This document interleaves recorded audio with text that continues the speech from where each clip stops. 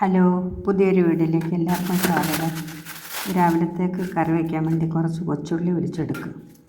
കൊച്ചുള്ളി എല്ലാം ഒലിച്ചെടുത്ത് നല്ലതുപോലെ കഴുകി വൃത്തിയാക്കി ഒന്ന് അരിഞ്ഞെടുത്ത് കുതിർത്ത് വെച്ചിരുന്ന കടല കഴുകി വാരി വൃത്തിയാക്കി കുക്കറിലിട്ട് അരിഞ്ഞ ഉള്ളിയും കൂടി അതിനകത്തിട്ട് ഉപ്പ് മഞ്ഞൾപ്പൊടി ഇട്ട് നല്ലതുപോലെ ഒന്ന് വേവിക്കാൻ വേണ്ടി വെച്ച് കൊടുക്കും. വെന്ത് വരുമ്പോഴത്തേക്ക് ഇച്ചിരി തേങ്ങ വറുത്തെടുക്കണം. പിന്നെ ഇടിയപ്പത്തിനുള്ള മാവ് കിണ്ടി റെഡിയാക്കി എടുക്കണം.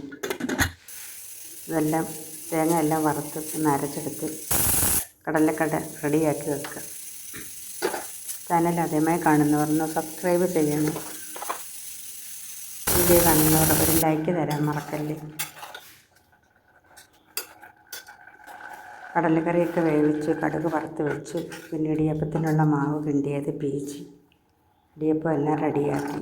അത് കഴിഞ്ഞപ്പോഴത്തേക്ക് തേങ്ങ തിരുകാൻ വേണ്ടി പൊട്ടിച്ചെടുത്തപ്പോഴത്തേക്ക് കൊപ്ര പരുവായിരിക്കും. പിന്നെ അത് കനം കുറച്ചൊന്ന് അരിഞ്ഞെടുത്ത് ചെറുതായിട്ട് കഷ്ണിച്ച് മിക്സിയുടെ ജാറിലിട്ട് ഒന്ന് പൊടിച്ച് വാരിയെടുത്ത് വെച്ച് ഫ്രിഡ്ജിൽ വെച്ചിരുന്ന ചള്ളാകാതിരിക്കും. നമുക്ക് കറിക്ക് വേണ്ടി പെട്ടെന്ന് ആവശ്യം വന്നാൽ എടുക്കാം. അതുപോലെ വെച്ചിരുന്നാൽ അതവിടെ കിടന്ന് ചള്ളായി പോകും. കൊപ്ര പരുവത്തിൽ കിടന്നാൽ. വീഡിയോ കാണുന്നവരെല്ലാം ഒന്ന് സപ്പോർട്ട് ചെയ്യണേ.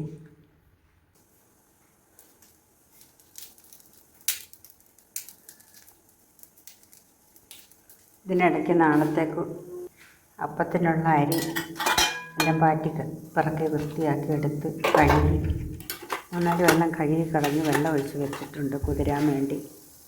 അപ്പോൾ ഇന്നത്തെ വീഡിയോ ഇത്രയൊക്കെയുള്ളൂ. അടുത്തൊരു വീഡിയോയുമായി വീണ്ടും കാണാം.